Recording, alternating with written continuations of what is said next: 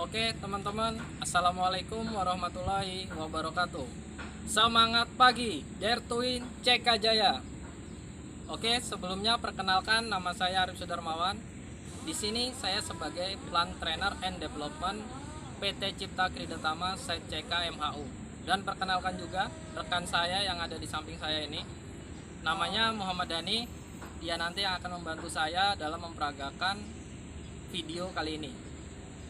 Dari video kita sebelumnya, yaitu tentang teori penggunaan alat tester nozzle dan juga sistem operasi dari fuel system, kita akan lanjut ya dalam video kali ini, yaitu video praktek terkait skill technician train technician 2C yang ke 500, yaitu mengenai sistem operasi dari fuel system dan juga pengetesan nozzle. Dalam praktek kali ini juga kita akan menggunakan sampel, yaitu unit 330D 2L lengkapnya ya, yang ada di belakang kita ini. Oke teman-teman ya, kita lanjut untuk pengenalan komponennya serta sistem kerjanya. Setelah ini nanti akan dijelaskan oleh rekan saya Muhammad Dhani. Oke, silakan untuk Mas Dhani untuk dijelaskan langkah jalur untuk fuelnya, silakan. Oke teman-teman, yang pada fuel system kita mulai dari awal teman-teman ya. Yang pertama di sini ada tangki. Tangki di sini berfungsi untuk meredam guncangan. Di dalamnya itu memiliki skat-skat khusus buat meredam guncangan pada fuel itu tadi teman-teman ya. Terus fungsi dari tangki ini, jenis dari tangki ini ada dua teman-teman ya. Yang pertama pressurized sama yang kedua vented. Jadi yang pressurized ini teman-teman, tangkinya itu memiliki relief valve di atasnya. Terus kalau yang vented ini seperti yang kita lihat di sini teman-teman, dia memiliki breather pada capnya ini. Nah, terus setelah dari tangki teman-teman, fuel masuk dan mengalir untuk ke primary filter. Nah, di sini setelah fuel dari tangki tadi masuk mengalir ke primary fuel filter. Nah, di sini kotoran yang berada pada fuel tadi akan disaring di primary fuel filter supaya menyaring kotoran kotor tadi atau kotoran yang besar, baru di alirannya itu masuk mengalir lagi ke fuel transfer pump.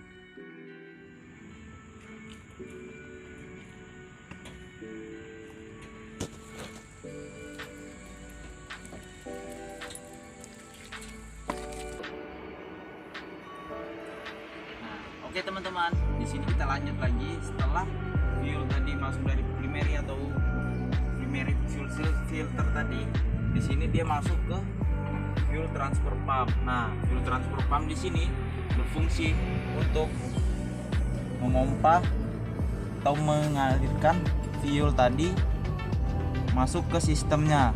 Jadi di sini alirannya masuk dari sini teman-teman ya, masuk ke fuel transfer pump yang berada di sini.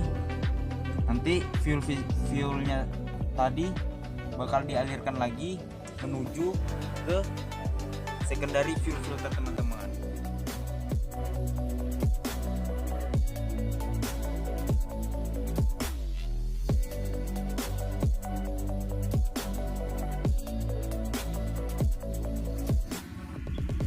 Nah, setelah dari fuel transfer pump tadi, fuel tadi mengalir masuk ke secondary fuel filter. Nah, di sini fuelnya ini disaring. Karena penyaringan awal tadi itu penyaringan pada kotoran yang kasar, sekarang pada kotoran yang halus, teman-teman. Nah, setelah fuel disaring dari fuel secondary system ini atau fuel secondary filter ini, dia akan masuk lagi ke common rail pump. Nah, teman-teman, jadi setelah fuel tadi masuk mengalir ke secondary filter, dia akan masuk lagi menuju ke common rail pump. Nah, di sini common rail pump ini akan merubah fuel tadi yang bertekanan rendah menjadi bertekanan tinggi, teman-teman. Nah, setelah masuk melalui sini atau common rail pump, dia akan mengalir lagi ke manifold teman-teman. Nah, di manifold ini fuel yang tadinya bertekanan akan dibagi ke masing-masing injektor.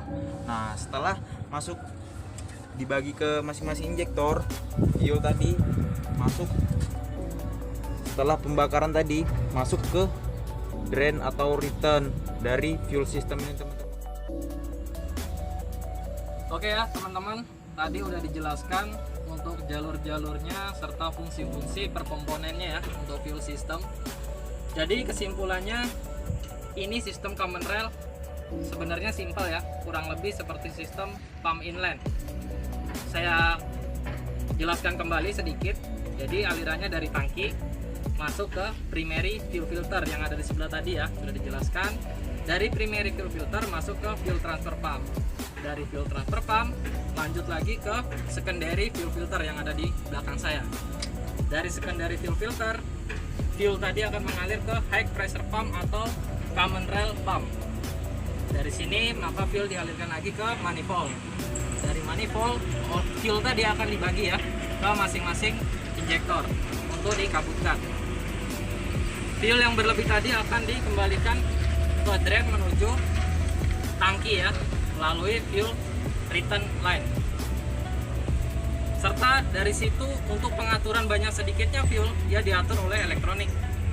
Di sini ada solenoid, teman-teman bisa lihat ya. Nah, ini untuk solenoidnya. Ini yang ada kabel. Ini solenoid untuk pompanya. Solenoid ini diatur oleh ECM. Ini ECM-nya ya. Bisa dilihat. ECM ini mendapatkan informasi dari beberapa sensor ya, seperti engine speed, sensor temperatur, dan sensor pressure fuel yang ada di manifold sini. Dari situ, dari sensor-sensor itu ECM menerima informasi apakah fuelnya perlu banyak atau sedikit. Nanti dikirimkan arus untuk menjalankan perintahnya ECM tadi menuju ke solenoid tadi. Dari solenoid baru buka jalur fuelnya. Banyak sedikitnya tergantung dari sensornya tadi.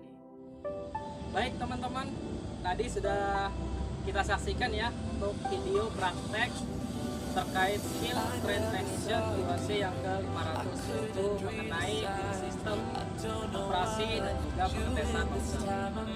Semoga dalam video ini bisa menginspirasi teman-teman dan juga bisa membantu pekerjaan teman-teman di tempat kerjanya.